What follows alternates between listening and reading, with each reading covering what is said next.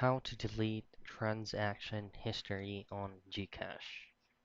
The first things to be reminded of is you'll have to run or open up the latest version of the Gcash application.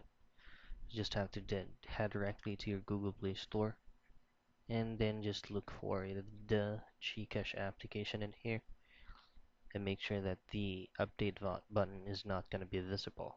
If it is, just simply tap on that and it will automatically update by itself.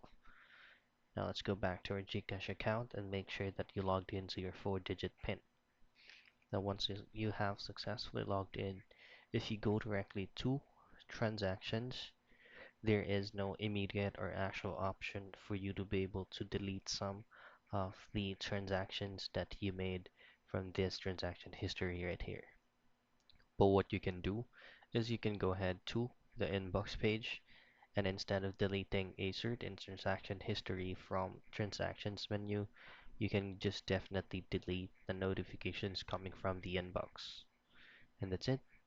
That's how you can go ahead and delete one of the transaction history on Gcash.